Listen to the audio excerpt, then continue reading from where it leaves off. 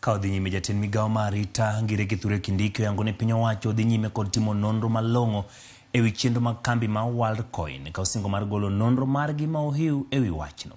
Jumbe ariyo mabiro ka oloso e nyim komiti moyiedhi mar od bura mar nono ka kambi mar Worldcoin ne ochopo e pacho ka kendo kao nonro mag jopiny. Kindiki olero ni gisedewo dho ji 26 ewi wachno kaachiel gi mako masinde mag Worldcoin. Komiti no dhi pedho lipot mare ewi kambi mar Worldcoin tarik 28 dwe mar 9 higani. Chris Owino nigi mathoth. Ka oloso e nyim komiti moyiedhi mar od bura manono kaka kambi mar Worldcoin ne ochopo pacho kae kendo kao nonro mag jopiny, Kindiki otielo ni piny owacho dhi nyime kod timo nonro mong'ith ewi wach makamano ka osingo mar pedho duoko mohiu ne od bura tarik 23 dweni. What can you do in terms of your undertaking to this committee? Because it's a serious position this committee is taking, that we must get this bad data back. 24th is a Sunday. What is the Friday preceding? Backward is 23rd.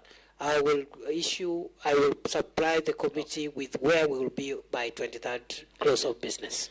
Kalore kod Kindiki, ji maromo 26 osedadhogi ewi kambi mar Worldcoin kaachiel gi mako masinde 48 mane itiyo godo kod apisas mag Worldcoin e kao nonro mag jopiny e pacho kae ataro kod chik. We have recorded approximately 26 statements from witnesses and persons of interest.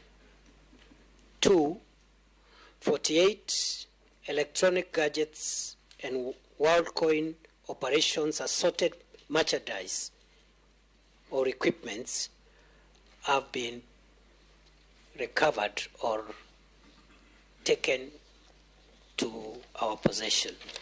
Masinde makamago osechwal ne bad migawo mochung' ne weche mag tudruok e pacho kae mar ng'eyo kwan mag oganda mane okaw nonro maggi, ng'eyo kido mag nonro mane gikawo, kaachiel gi yango midhiero moro amora mag ngima ma inyalo kelo gi nonro makamano.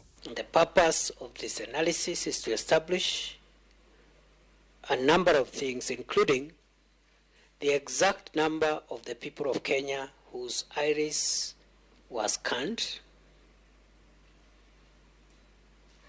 Number 2, the exact nature of personal data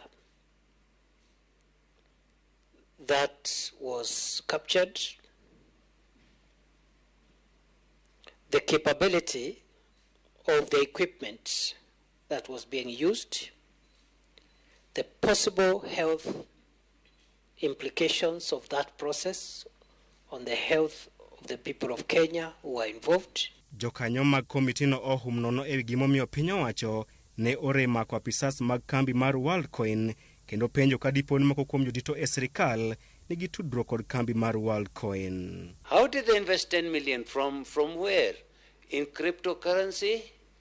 Mr. CS, sir, I am of the firm opinion that there are some very powerful people behind this thing.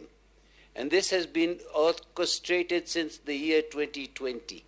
Edwoko mare, Kindiki oyango ni piny owacho ne ochungo chenro mag mako apisas mag Worldcoin bang' chopo e winjruok kod piny Amerka mar weyo gi thuolo nyaka tiek timo nonro ewi chenro mag e pacho kae.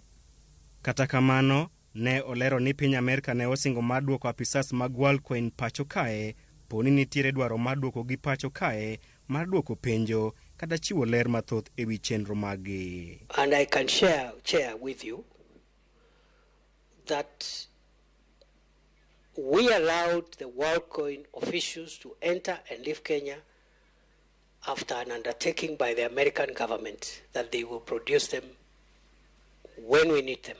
Ne osingo ni piny Kenya dhi timo duto manyalore mar duoko nonro mag oganda jo Kenya mane okaw kod kambi mar Worldcoin. Chris Owino, Ramogi TV, Nairobi.